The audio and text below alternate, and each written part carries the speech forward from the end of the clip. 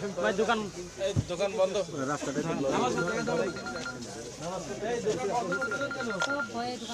সবাই বন্ধ করে দিয়েছেন। এই তো সমস্যা তো তাহলে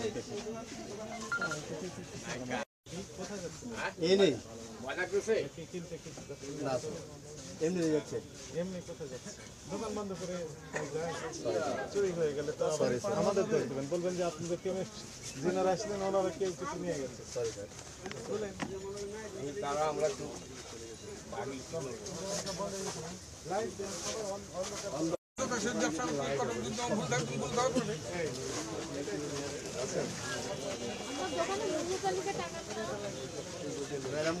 ছিল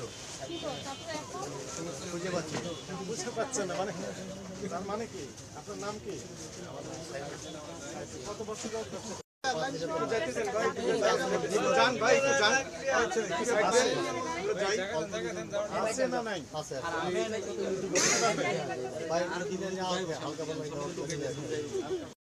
খেজুরের দাম কোনটা কত করে?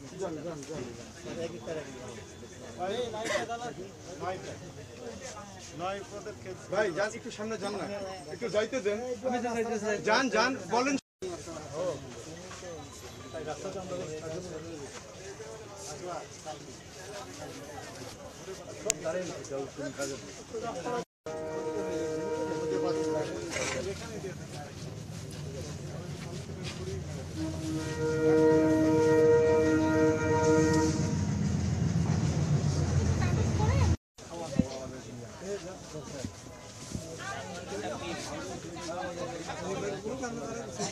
আপনারা সাইড দেন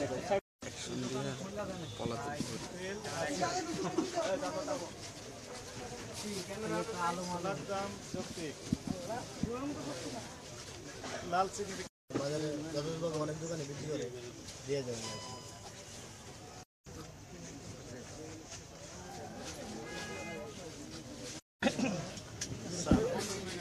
আমি কি বলবো, এরকম হয়েছে স্যার।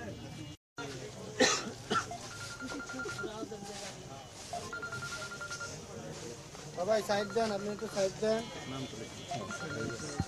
ঠিক আছে, তাহলে আপনার এই মেসেজটি সবার জন্য প্রযোজ্য। মূল্য তালিকা ছাড়া কেউ বিক্রি করতে পারবে না। কি পেলেন, কি অভিযান করলেন, কোন বিষয়ের উপর গুরুত্ব দিলেন যদি একটু বলেন। জাতীয় ভোক্তা অধিকার সহকারী দপ্তর মহাপরিচালক মহোদয় নেতৃত্বে দেশব্যাপী একযোগে এই নিত্য প্রয়োজনীয় পণ্যের মূল্য যৌক্তিক স্বাভাবিক এবং সরবরাহ আইন যথাযথ রাখতে 64 জেলায় অভিযান পরিচালনা করা হচ্ছে। এরই অংশ হিসেবে ঢাকা মহানগরীতে 13টি টিম কাজ করছে রাজধানীর বিভিন্ন গুরুত্বপূর্ণ বাজারগুলোতে। তো আমরা যে বিষয়গুলো আজকে যেগুলো দেখলাম সেটি হচ্ছে রমজান কেন্দ্রিক যে পণ্যগুলো বেশি চাহিদা থাকে সেগুলো, যেমন আমরা দেখলাম তরমুজ, একই সাথে ছোলা, চিনি, সয়াবিন তেল সহ অন্যান্য যে বেগুন, শসা সহ অন্যান্য যে পণ্য সবগুলোই আমরা মূলত দেখলাম। এবং এখানে আমাদের যে অবজারভেশন সেটি হচ্ছে এই সকল পণ্য বাজারে পর্যাপ্ত সরবরাহ রয়েছে এবং দামটা ভোক্তাদের নাগালের মধ্যেই রয়েছে। এই নিয়ে আতঙ্কগ্রস্ত হওয়ার কিছু নেই। তেল নিয়ে যে সংকটটা ছিল এক সময় সেটি কেটে গিয়েছে। প্রত্যেকটা বাজারে আমরা দেখলাম যে ভোজ্য তেল সেগুলো বোতলজাত তেল অ্যাভেলেবল রয়েছে, বরং দোকানদারাই বরং এমন দোষছেন যে ক্রেতা পাওয়া যাচ্ছে না, এরকম অবস্থা। তো সব কিছু মিলে এই রমজান এখন আমাদের কাছে মনে হচ্ছে স্বস্তিদায়ক। Thank you.